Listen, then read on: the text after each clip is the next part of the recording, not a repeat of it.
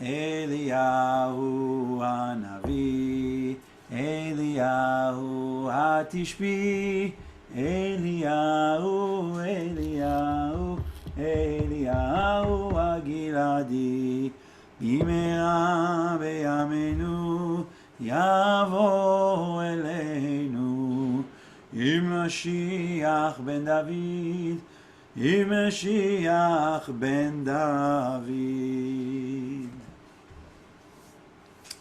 And I see we have our special guest already here with us.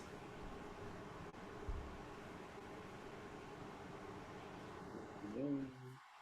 Hi, Usumain. Hi, how are Nice you? to see you again. Thank you so much for coming back and joining us. Thank you for having me. Thank you so much. Happy to be back.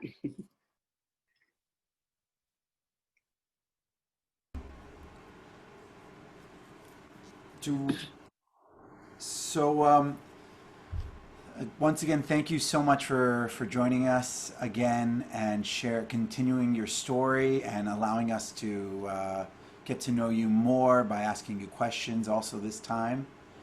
I think if I think we left off, you had just visited your mother in Chad in the refugee camp, and you were telling us about how that affected you. Would you like to continue? Would you please continue your story? Okay. Again, thank you so much for this chance and opportunity to share my story. Um, yeah, I visited my mom um, last year um, in refugee camp in Chad, and um, and I've been with her like 2 weeks, and then I came back to Israel. You know, after 12 or 13 years, we haven't seen each other, and I've been with her just 2 weeks and coming back. It's for me was also grateful, like to see her.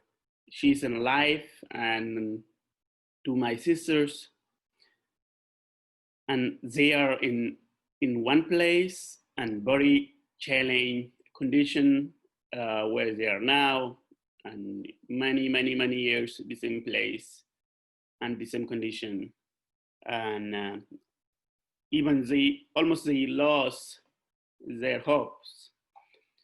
So one day they want to go back to our village, but there's uh, no way. They're not seeing any chance to go back. And they asking me even, they ask me a lot of questions. So don't go back to Israel now. And I'm saying, no, I have to go back. I promise you that I will come back again here. And they asked me, it's good for you to be there? I'm saying, yeah, I'm safe place. That's good. That's good country. There's a lot of amazing people. They helping me, and I love them, and they love me. So it's good for me to be there even. But I really missing you. So you are not with me, or I'm not with you. So, and my mom, she asked me like big question that until when you will be there, and until when we will be here, when we will be back. So this question, I'm really optimistic person. And I say to her, Mom, you know that everything is on his time. So that means the time will come. The day will come, we will be back to our village. And she said again, when? So what I say to her is, will be very soon. That's my answer was. So after I came here, I was thinking a lot. Even I can also focus to my studies here after I came back. That was very difficult for me. Already I saw the condition of my mom and my sisters and my friends. So I said to myself, oh, I'm in Israel now. So what I'm doing here, and why I'm studying even, why I can find some work and send money to my mom and take better place, or even to like build to her like better house she can live there. So, but in then I do know that I have goal, and my goal is like, achieve my dreams. I'm the person to make the change. If nobody changed from my family, went to academic, or who like fighting by education way to how make change in society or in the country. So I say to myself, I have goal, and my goal is to become educated, to know how to stop genocide without killing people, as my mom said to me. So this is my goal. I understood that and said to myself, okay, I will never give up. I will continue to study. So indeed, I finished my master, and I'm trying to, also think about the PhD and where to do in Israel or in other country. I don't know yet. So now I'm saying to myself, okay, this is time to just hold on to my school and think how I can help now. People really need our help, and who's in IDP camp in Darfur, or also in refugees camp in different countries in neighbors. So this question, I'm just letting me that a lot of people I have connect with them. So when I've been in Chad, and also I've been in IDP camp.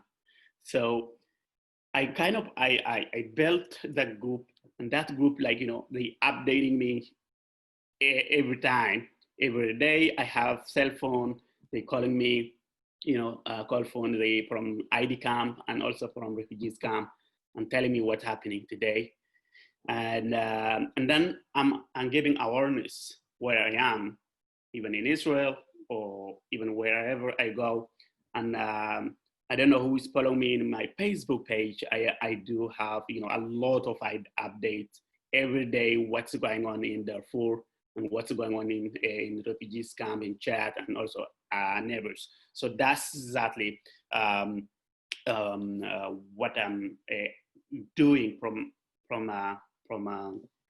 my group that I built last year in refugees camp and ID camp. And now we're trying to help really, people, some families, they don't have any home, and there's a winter, and, they have a lot of challenges that they are suffering, and the government don't care about what's going on really in like three areas in Sudan. That's in Darfur, and then Blue Nile, and what's that called? Nuban Mountain. So we have three areas in Sudan. They have war, and war is still happening. Many years is happening now, and the government don't care about it. So I'm from Israel, and also some my friends from United States, someone from Europe, someone from Africa, someone from Asia. So we're trying to help really whatever we can, even to just call to some family and saying, we are with you. So you are not alone. We will do everything to help you. You can raise your kids, and you can also buy your food, your medicine, every single things. So that's what we're doing. And that's exactly what I'm doing right now. And sometimes also very difficult. We are not really working on me. And then we have sending money to them. But, it's also good to just call him or call her to tell that they are not alone. So, some people take care about you and all the things. And some people, some families don't have cell phone even. So you have to find them that's a way off to somebody else. So that's the challenge is what's going on in Darfur there. And now, the kind of news, even you heard about it, that, Israel and Sudan, they want to make a peace or whatever, their connection, relationship, whatever.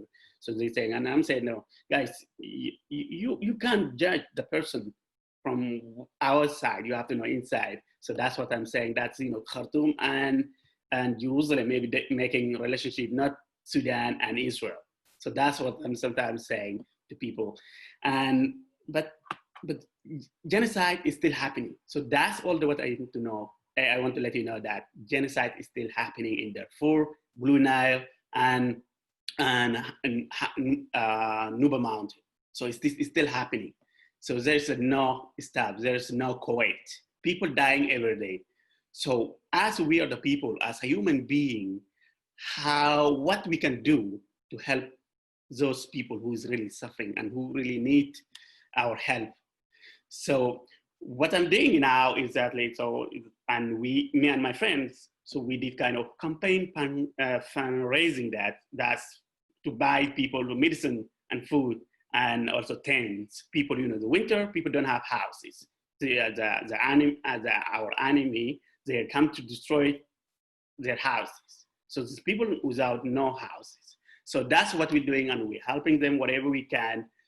And I do believe that, coronavirus time will be over, and then I can able to go again there to visit the people and my family, and to really physically there to help people what they need. So, and in Israel here, I'm also a leader here. So I'm doing a lot of things also, now helping also some families here, asylum seeker community in Israel. They have now also a lot of challenges, but just challenges better than, who is suffering in ID camp or who is a refugees camp. So that's also what I'm doing. And also, student in my organization, African student organization in Israel, helping, student to go to academic area. Now studying academic is also became challenging. All the academics, online studies. So, and my student, even they have a lot of difficulties in the language. And that's also, kind of challenge that I'm dealing with, and a lot of things. So I can stop here, and I want to listen and also more from you guys, your questions, and Rabbi and Hanan will guide me exactly to answer your questions. So I'm really appreciate you give me the chance and listen, and also I'm really happy to sharing my story and my activities, and no other words. Thank you so much, really.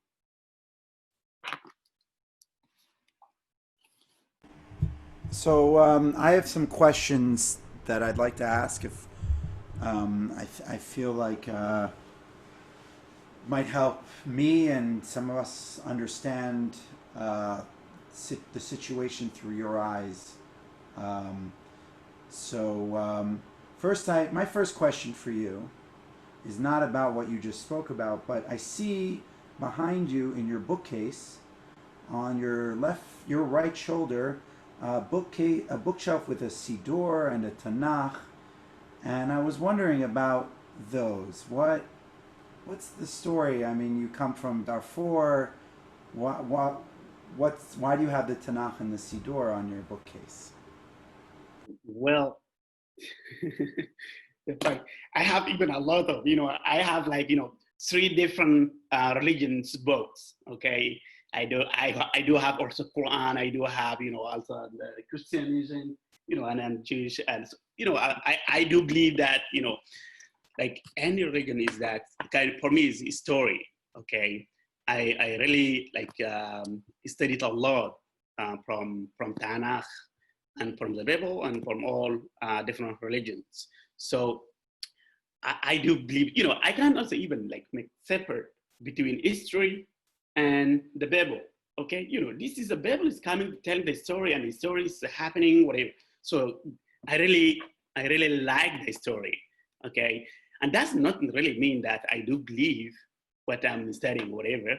So, but I do love to know different religions and understand what's their meanings. and what's the message. So I do have also sometimes, with argue, I have argued with some people also, my friends, they're Israelis, they're Jewish, and they say that, oh yeah, Tanakh said this, and Tanakh said this, and the Quran said this. I say, guys, okay, so every religion, they do have their own message, but in the end, they do believe that by one thing. So that's, some people say God, some people say Elohim, some people say Jesus, and different names. And even you can say also whatever you want to say, the name. So, but in the end, we are as a human being, one person, and we have also one message. So that means being a human being, that means you have to also receive the other, and other will receive you too. So it doesn't matter if you are believing what you have or not, but then you have one thing. So that thing is like each religion that's praying for one thing. So one thing that is the same thing for other religions too. So why we do have the common. So why we can focus for our common and not to to see, oh yeah, you are from that religion and you are from that religion. No. And sometimes this is what I'm saying also, why we do have really different religions. Why we didn't have only one? One will be enough for everybody. So, but I do believe that we have one. So one is that our common. And our common is that we're saying something top from us. And sometimes I don't know what to call that. Who is at the top? So that's some people saying the God or Elohim or whatever, saying that. So I have Siddur here and all these things. So I do believe, and reading and I'm studying a lot, So that's why I have in my home regularly. So I'd like to go back to when we first met, the time and the political the political times when we first met were a little bit different. When we first met, there was a lot of talk in the news in Israel about it was the refugee issue of people coming in from Darfur, from Africa to Israel to seek refuge. It was seen kind of polarized, and there were two ways of looking at it. One way was accepting and trying to give comfort to those coming in and help, but the other way was to consider people from Africa as criminals. They would call them criminals and things like that. First of all, how did you feel during that time? Did you feel like people were more accepting or less accepting? And has that changed over the course of your time here in Israel? Well, thank you for your question, Hanan. First of all, when we arrived to Israel, like illegally to get to Israel, and the first people you are meeting them, they are people, nice people, they love people, and everything fine. And I said, okay, so that's great. So that's what I dreamed before I came to Israel. So Israelis people, they did know that we are refugees, and they will accept us in happy pace or whatever. So when we came here after like couple of weeks or months, 2008, when I arrived here, people, they put us in some jail called Saronim, and I said to myself, why am I in the jail? So this is the first question I asked myself. And then after that, they released me, and then we came to Tel Aviv area, Jerusalem, different cities, and the people calling us like, different names. You are not refugee, you are impetrator, Mistaninim. So, and I say, even I don't know what that's meaning really, exactly, that word. Okay. Impetrator, this is, the person who Sorry, I just want to say there's two ways of talking in the language in Israel. There's two ways of talking about people coming in and seeking refuge. There's people like myself who would say call refugees, people who are escaping from terrible situations, and then the other side of the political way of looking at it is calling them infiltrators, mistanenim, right? That's what you're saying. Okay. Yeah. So, and when I listening this different words, and then I said, oh, Israeli people say they can't call us like mistanenim. Why is they calling us that? And I'm trying to understand also that's what that's really meaning. So in Israel, they did kind of a law that is since 50, the Palestinian who is crossing the border from Egypt to Israel, Egypt to from Sinai to Egypt, from Sinai to Israel, and from there they called mistanenim, the infiltrators. So now that's word they're using to us. So and I'm saying no way, we are not. So and at the other side we do have war. As I told you guys, when we crossed the border between Egypt to Israel, some of my friends they killed by Egyptian, and then we came to Israel, and I said, okay, so in Egyptian side we do have war, or Egyptians they want to kill us. So in Israelis they want to save us. So why we can cross the Israelis and we can be alive? So now I'm saying that okay, what we did something wrong to like Israeli people, they calling us we are infiltrators. Like I really take this serious, and I went to even to Knesset, the Israeli parliament, and I talked with the parliament members. Why you guys, Israelis parliament members, you're political people, you are calling us we are infiltrators. So I did a lot of meetings with in Knesset there with parliament members, and they said, so yeah, that's what we have to call you. So you came to in our country that's illegally, okay? So that's what we have to use to talk to you and say to you, what do you want to say? And I'm saying, okay, you can say that, but not to me. You can say it for also somebody else, not to me. To who?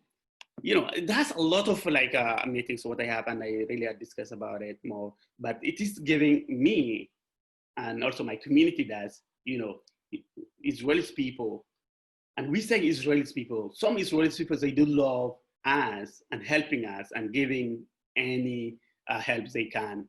And they do believe that, we are refugees. But who is in the politics side, and they say that you are not a refugee, and even we don't want to know you are a refugee, and you will take your refugees' rights in our country. So organizations, NGOs, they really take our different cases and try to help until now. But that's the perception of the society to our community does is like most of negatively, and they come and say, oh, infiltrator, or you are African, you are not have any belong to be in Israel, you have to go back to your country.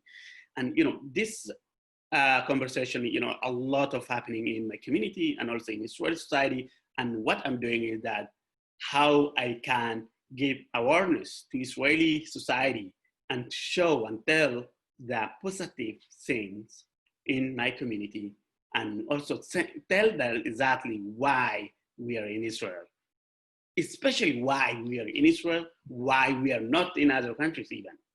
So and now it's not enough only me to do that. It's need a lot of people to send this message to people, and people will understand.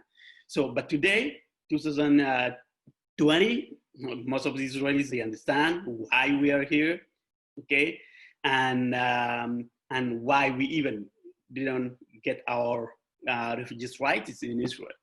So, but these things became everything can, politics, and that's also the interest and to each side, and that's became more complex. And I do believe that, Israel country is not saying that we are not refugees. They know that we are refugees, but they don't want, to give us more. Like if they will know us that we are refugees, so they have to give us all our refugees' rights. That means Israel will pay a lot of money to my community, to refugees community. So why we will know them, guys? Listen, we know how to deal with them. So let's call them still now impetrators. They're not refugees.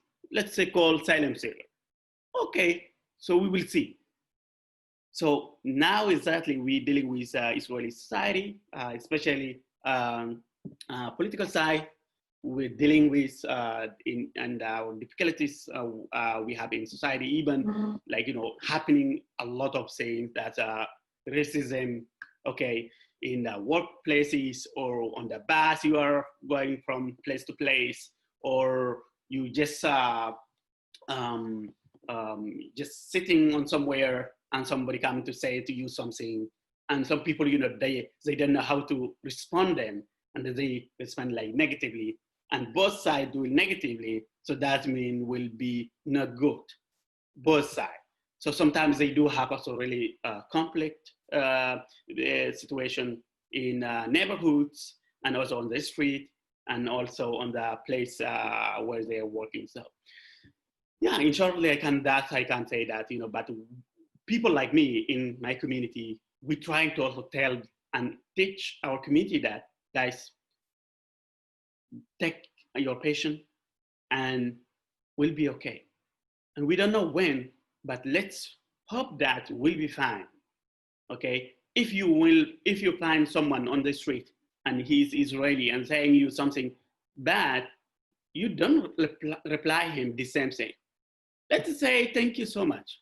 Okay, thank you. Let him that. That will let him to ask his own question to himself. So why he's saying something negatively and why he respond positively. So kind of these things we're trying to also to lead our community and teach them is that how to behave to Israelis and who is really like anti-African or anti-asylum seeker in Israel.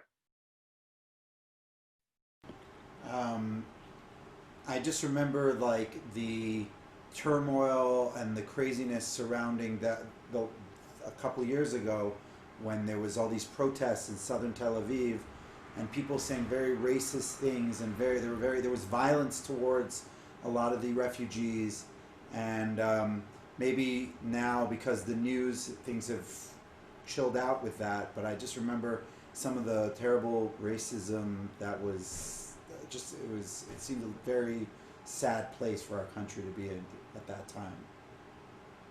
Yeah, when we had process, a lot of process we had that, and demonstrations we had in Tel Aviv, and also there's where something very good, but Israeli government, they didn't take it.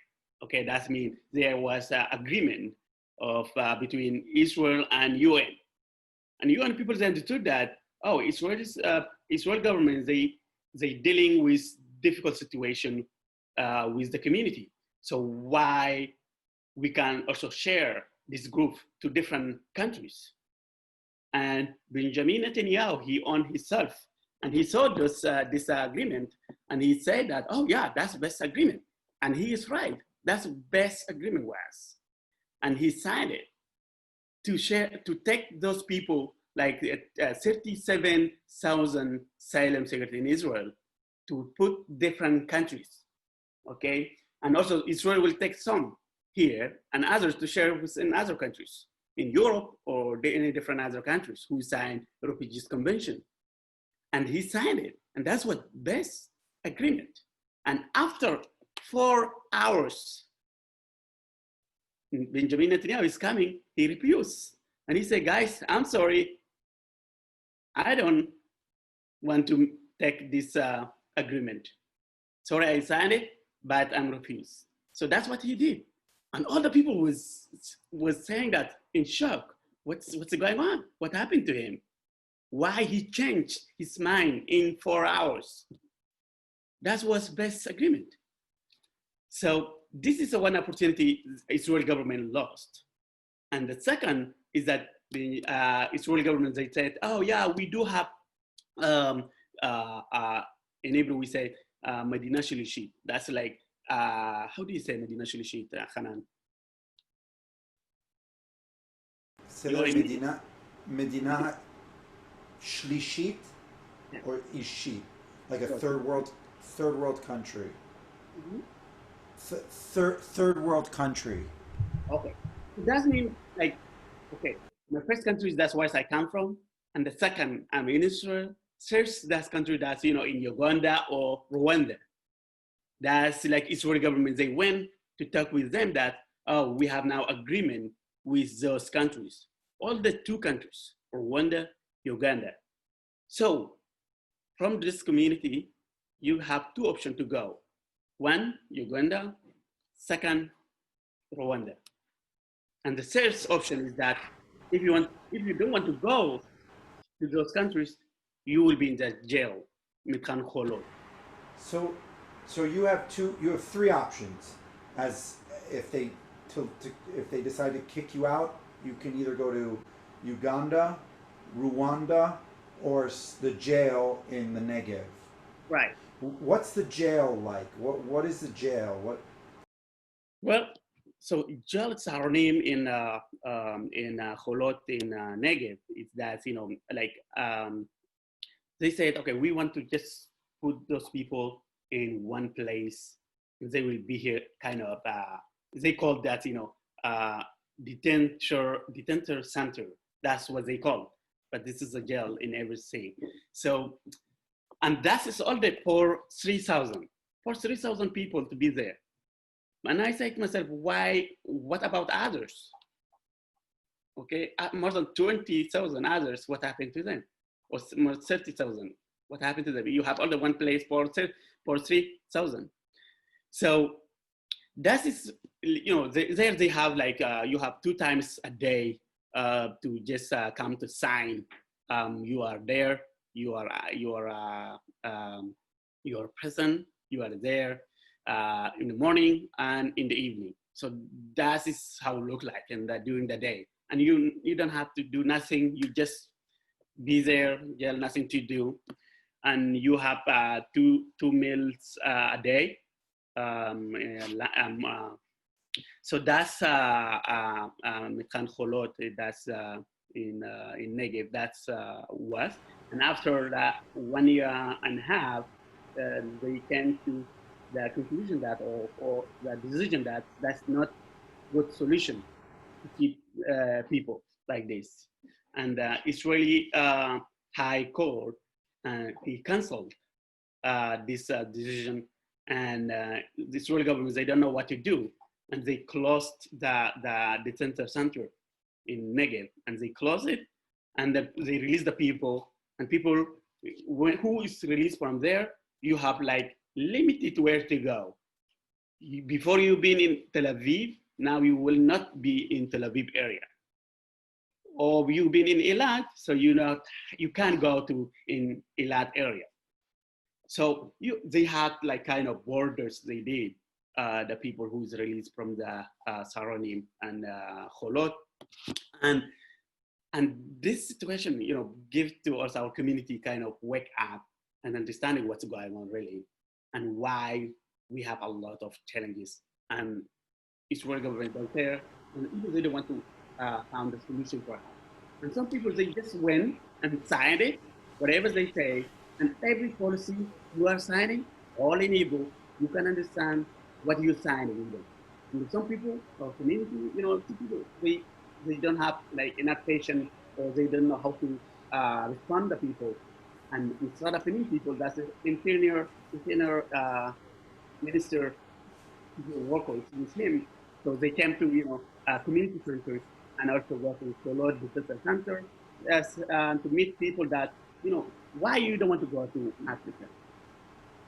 Okay, this kind of first question they ask the people. So we are not African, we are Israeli, we are Jews, and we don't have anything to belong to us or to be to this country. And you know what? We are racism. Okay, we are racist here. So why you don't want to go?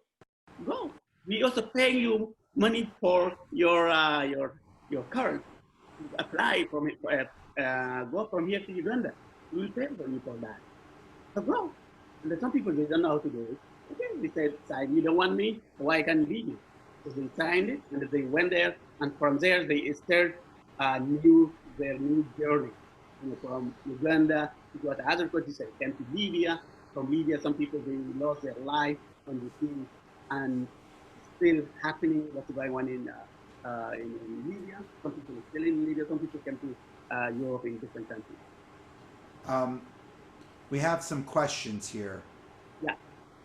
So Seth asked, how many asylum seekers are currently in Israel? What percentage are from Sudan? Is there a mechanism for an asylum seeker to become a full Israeli citizen? Well, today in Israel, uh, 30, 32,000 asylum seeker communities in Israel, and let's say 80% they are Eritrean community, and 10% Sudanese community, and 10 others like from different countries, West African countries. And Yeah. what is it? Is it difficult to become, or can you become a full Israeli citizen? Well, if you want to become Israeli or Israeli citizen, you have also some different ways you can do. But all those ways, and today is no option. But before, there were some options that people like me who went to religion school. So that means you can make a convert and then become a Jew and take Israeli citizen. That's one way. Yes. That's So one option. one way is to convert Yeah. to And the Judaism.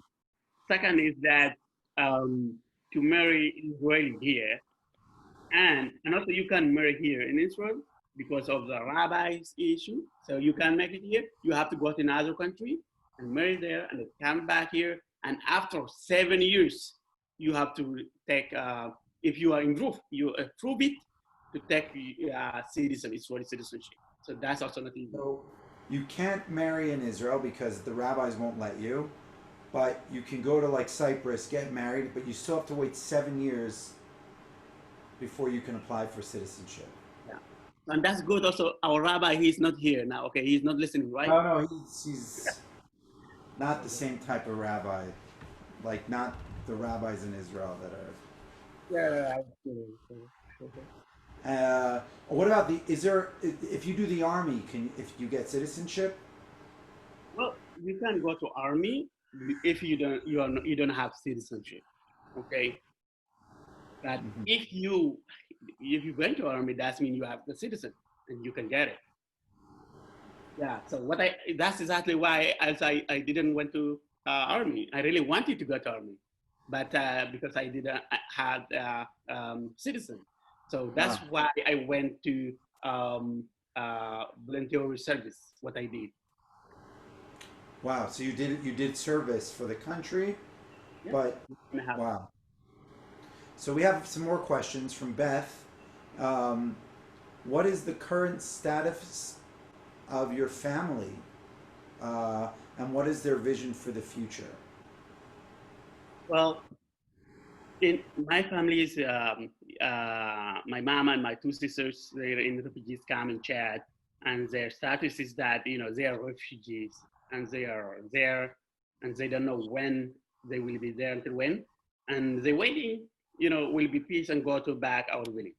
So that's their hope, and they waiting for, and and and their future or their vision that go to back to our village. That's all that they're waiting for. But like me, people like me and my brother, so we really wanted to to found different world or to see different or to become educated or to do something. So we just running. We can also be in one place. So he went to from different countries, and then today he's in Atlanta. And I went to different countries. I came to Israel. I'm in Tel Aviv today. So my community, let's say my family vision is that one day go back to our homeland and make, different society and make no more war, and how we can stop it, and how we can live peacefully, and how will have like normal life, normal life for human being, and how we can also go out to visit even different countries, to come to Israel, or Israeli people come to visit there. We want like normal life that we are looking for, and I do believe that will be someday. Yeah, I'm really optimistic person.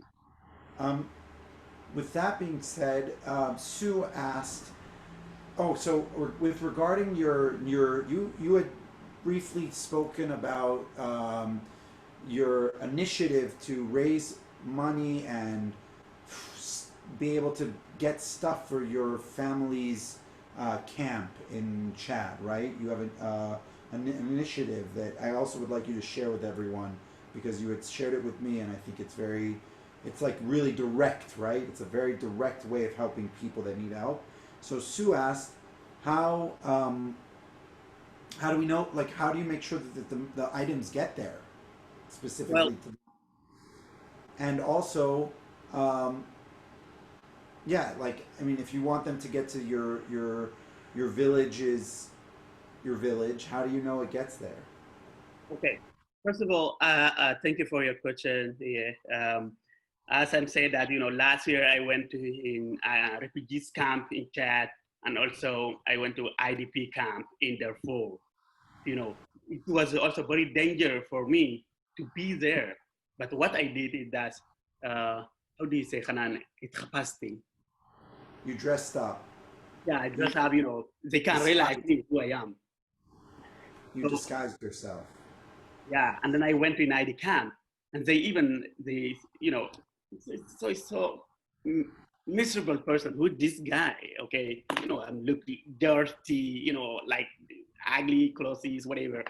So I went like this, and then I saw everything, and I took some video and some pictures. So and then I just built a group.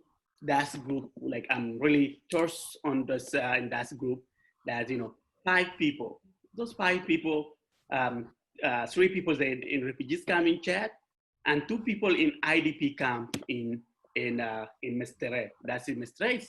It's a small city in the Darfur area, and it's close to a big city. That's capital city. That's Genena.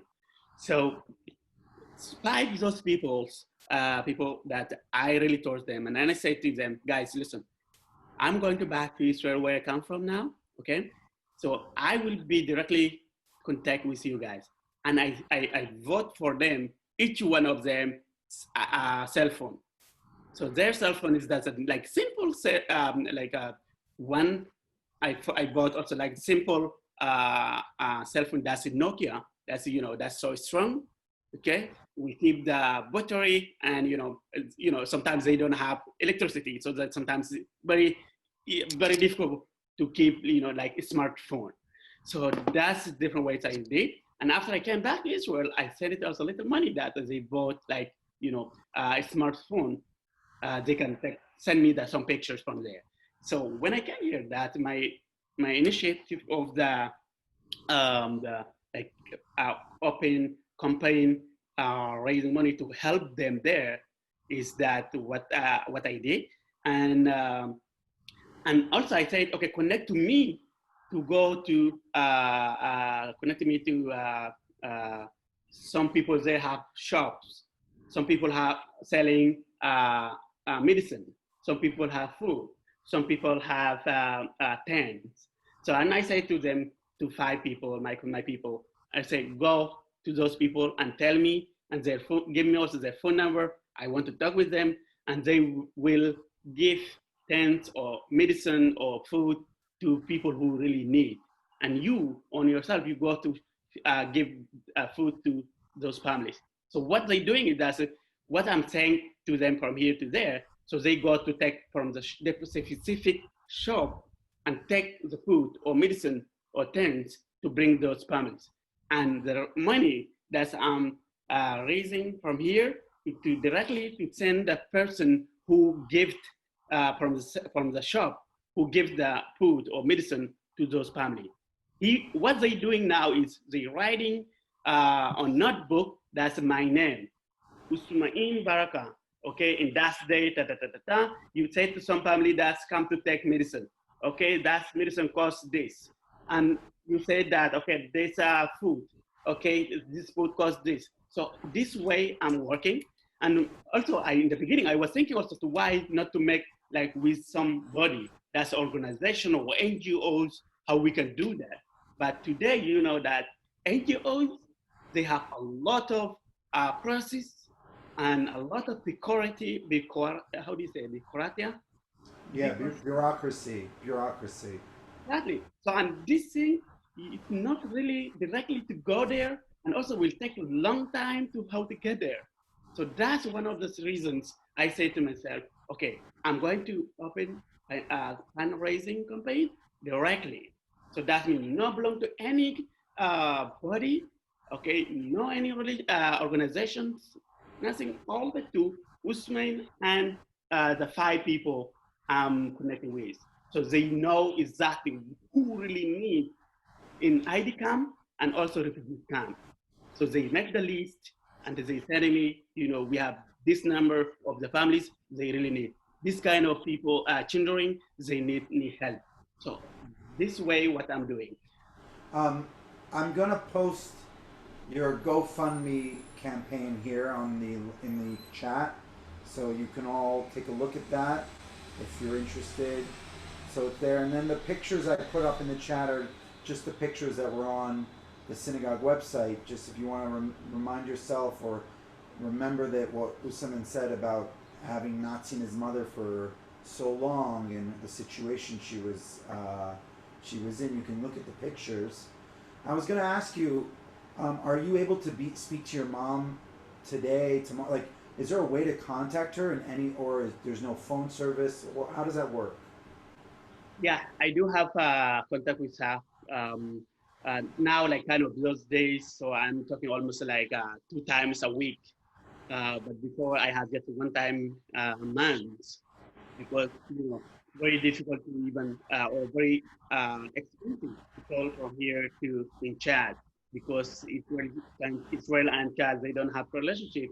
That means, you know, your call, it will cost a lot. And also they don't have like internet. You can't talk on what we're talking now, like on the Zoom or Skype. So yesterday I just had a call with her, and then yeah, and she telling me that, you know, you heard about what's going on in ID camp, and I'm saying, yeah, ma'am, I know everything what's going on there. So, you know, sometimes, you know, they just seeing in one thing that, you know, um, and all the happening there, or all they know there, and not like in different places. And I'm saying to my mom, we know what's going on in Darfur, we know what's going on in Blue Nile, and mountain, Nuba Mountain. So all those places, so we know what's going on, but we're doing all our best how to help people really need there. And also in refugee camp where you're living. So, but she really worry, you know, I'm saying, you know, Israelis perspective that we think, oh, usually Ima Polania. So that's like, I do have like Poland mom, you know, that's Yeah, really worry. well, I think they need to know this. Um, there is a famous saying in Israel about a mother who's very a lot of things, and they say "Ima Polania," a Polish mother. That's a very big Israeli thing to say. I have a Polish mother. So you're saying you have a Polish mother, basically, kind of like Yeah. you're right. Yeah. So yeah, she worried all the She's time. worried. Yeah, she really worried. And then she said, even asking me, oh, what do you had your breakfast today? Oh, mom, come on. So But they have really different breakfasts, okay? And I said, I have some cake. And she said, what? Breakfast cake? How is possible? No, you have to have meat. I said, no, mom, morning meat. So they do have this. So it's really different. that's that's really funny that you it's just it's I think we all have we all have those people who worry about us and those yeah. I was gonna ask you uh, sorry, first of all, does anyone else want to ask any more questions? Guys, really feel free and asking me any question you have, okay? And I will do my best to answer your questions, really. I think Sue, you have a question. I think I missed something. When you said you had a choice of going to jail or Uganda or Rwanda, why did you choose Israel rather than one of those other two countries? I mean, I think I know, but I don't want to answer. I want you to answer right now. Okay. I might have missed something you said I might have forgotten something you said last time. Okay. Thank you to your question.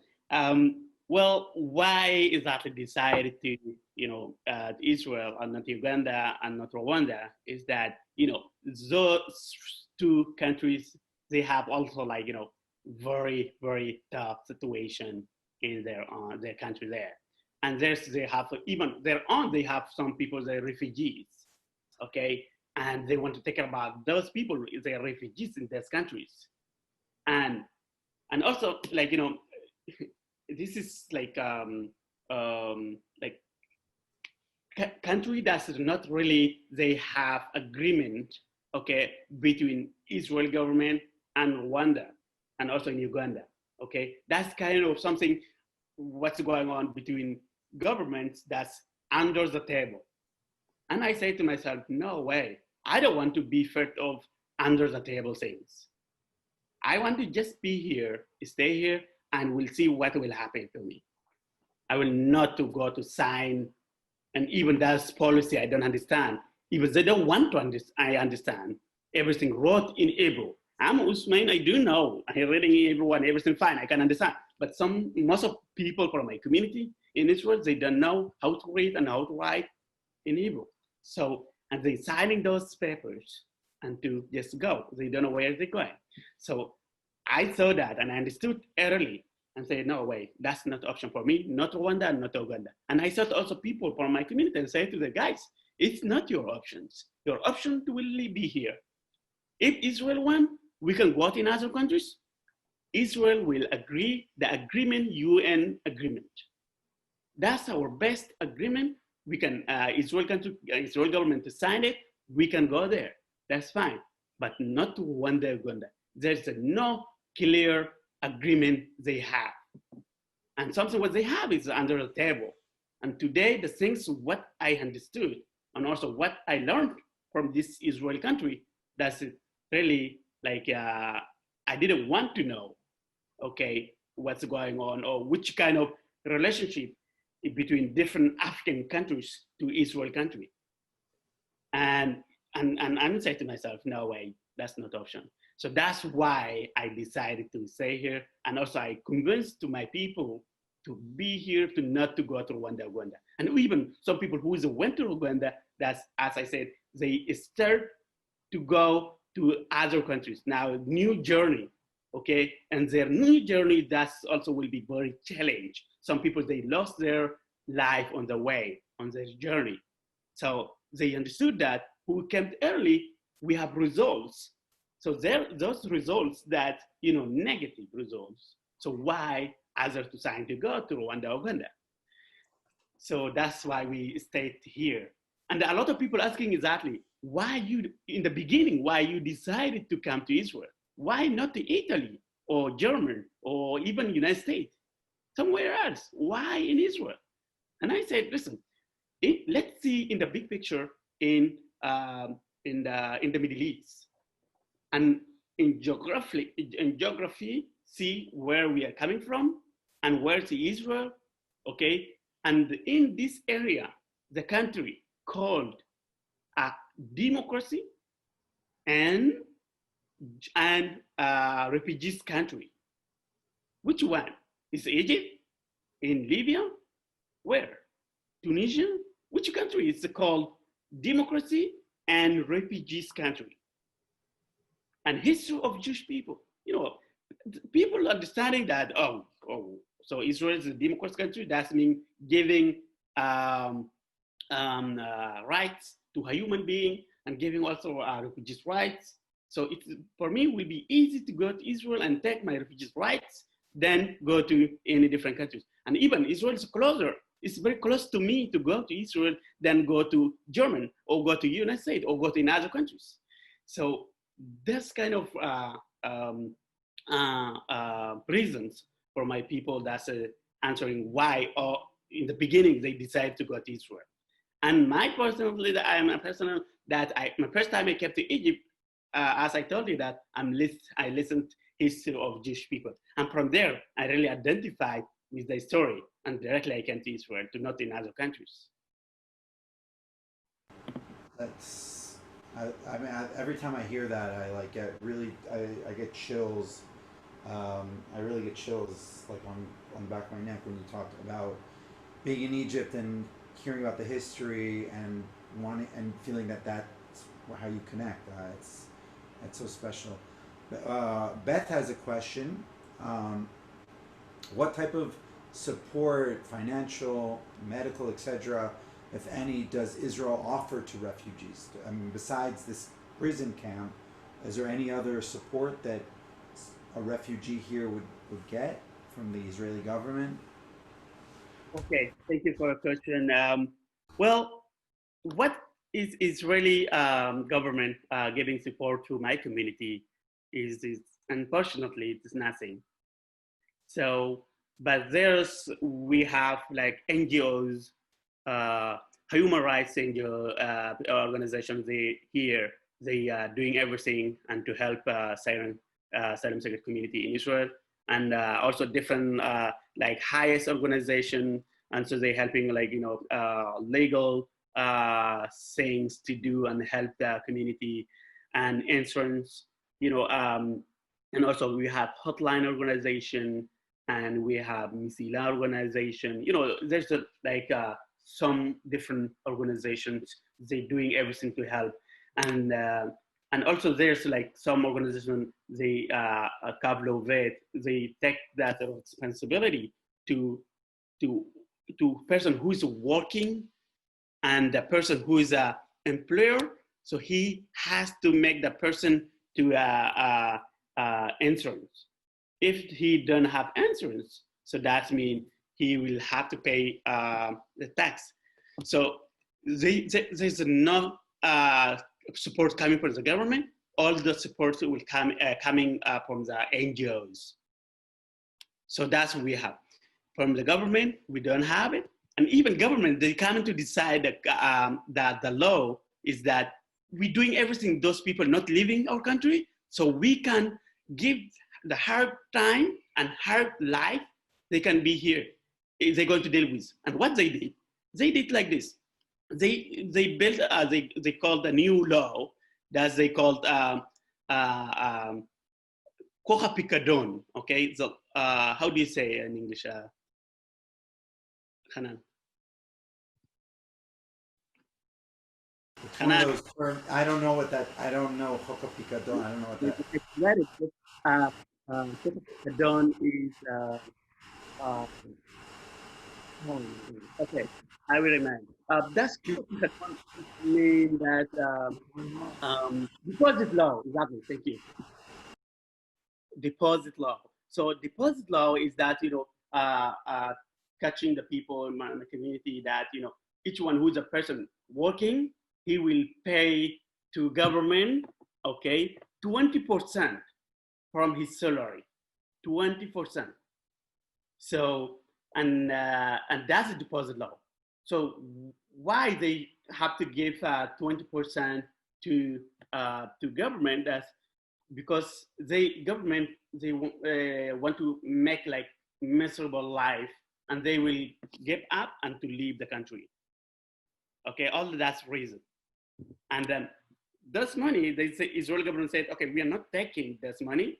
We will give them when they will decide to leave our country. When they will leaving, so we can give them. In the last minute they leaving, we can give them. And some people, they left and they didn't get it, that money. So now the NGOs and human rights NGOs, they're coming and then they're talking that that's not legal to do. And Israeli High Court, they canceled this law. Just it's in coronavirus time.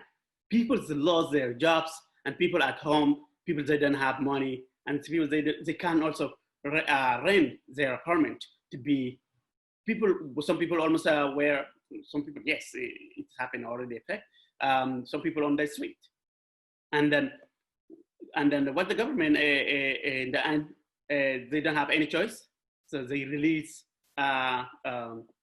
picadon deposit law, the money they're now releasing exactly, not everybody yet, but now releasing, and they give it back to the people because this is their money.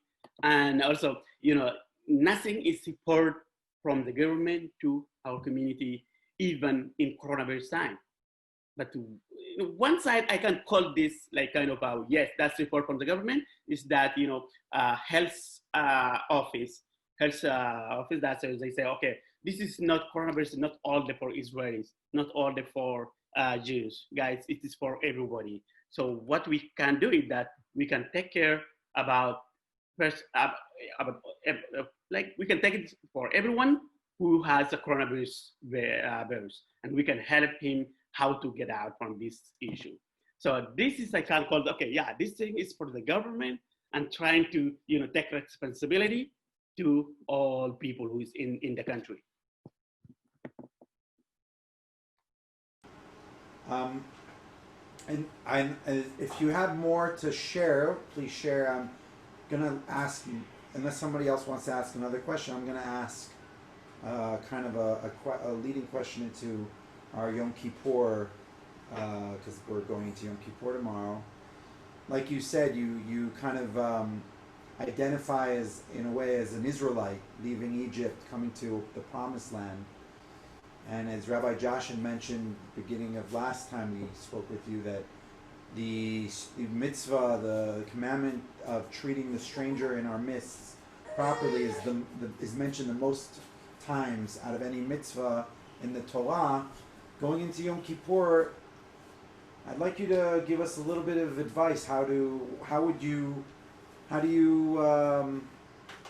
advise us to treat someone that's a refugee, someone like yourself. How would you give us advice on how to treat people better, like yourself?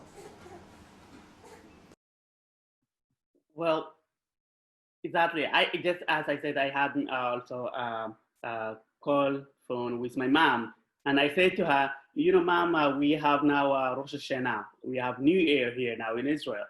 And she said, New Year? I said, yes. What does mean New Year? It's not yet 2021. I'm saying, no, we in Israel, we have New Year. So that's, we are celebration, we have here. So we have holiday.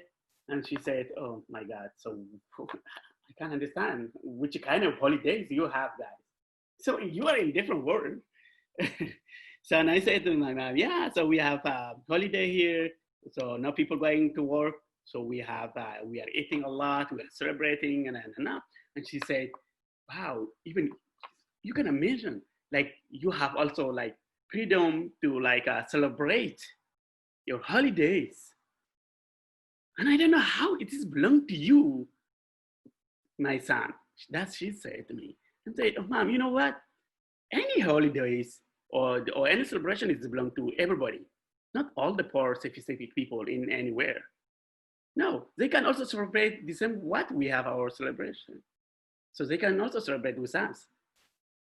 And she said, wow, you have lucky. You are in good country, and those people, they also celebrating like New Year. And even I don't believe that is kind of New Year, which kind of New Year you have. But anyway, enjoy, okay, your holiday, but we are suffering. And I said to myself, yeah, nothing to say. And she's right. I'm really, I have like rich meal I'm having here, and she's suffering there. And I said to myself, this is a situation. This is our reality. And all what we have to do is now, how we can find a way to deal with our reality in the best way. How we can do that. How I can make my mom will celebrate with me, even we are not together. So Yom Kippur or Rosh Hashanah or Yom Kippur, those like celebrations we are really have in Israel especially, and I think it's all Jewish people all the globe. So that, Yom Kippur, the specific Yom Kippur is that, the people fasting and the people really like kind of, and also trying to understand and memorize all during the year what you did. And now you're going to like open new page, is that we call it in Gamar Khatima Tova. Like it's a kind of new assignment you're going to make it. So, and also it's a Gemara, it's a Gemara. It's like you already done everything what you had or during the year. And then Khatima, that's kind of new page, that assignment you are did it, and you're going to open your new year in good news things you did in your life or you're going to do in your life. So in Yom Kippur, it's specifically that it's telling us exactly how we can, as a human being, be like, I don't know how to say in English, but Nachi. How do you say Nachi? Like Clean. Yeah, it doesn't exactly. You are clean, okay? You throw everything what you had, and you take your excuse to people you did something not good to them, whatever. All the things you are opening like new, nothing in there in that space you are opening now. So I do believe that all of us, as we are human beings, we do have like common even this celebration for Jewish people, and I don't think so. It's for everybody in our life. But it's all the different times and different ways we do have. So all what I can say to you guys is that Gamar Khatima Tova. I don't know all of you understanding a little bit Hebrew and it's saying like Gamar Khatima Tova. And we will open our new year like peacefully and gratefully and very hopefully. And exactly, we do believe that Tikkun Olam, we will do is from Yom Kippur, we will start kind of new way how we can make Tikkun Olam in our society or in our reality. Yeah. Thank you so much. That was absolutely fascinating. Thank you once again for sharing your story about the wonderful work that you're doing and for giving us some tangible ideas. Now we can help and support you and some organizations that are doing really wonderful, fantastic work on the ground. And I can't think of a better way to sort of jumpstart us, kick us off into the new year. So thank you for your well wishes. We'll wish you the same, Gamar Khatima Tova. And a happy and a healthy new year also. So once again, thank you so much for all of your time, for sharing your story, for opening up with all of us. And again, we look forward to continuing the conversation together over the next weeks, months, and years ahead. So because thank you so much, Usumain. Because people are asking, Usumain's GoFundMe page will be on our ongoing Tikkun Olam page. If you'd like to support his efforts, we invite you to do so. Amazing. Thank you so much, guys. I'm really happy to also to share my story with you guys. And that's all the time I say to Hanan, you're my family. okay, all of you guys became my family. I'm not feeling that I'm lonely. Okay, I'm with you guys and you with me. So that's amazing, wonderful connection. Hanan, because of you, it's happening. So you have to proud yourself. Really, I do believe that, each one of us, we have message and then we are care or whatever. So thank you so much. And I do believe that one day we will meet physically. Yeah. Your mouth Wow. to God's ears.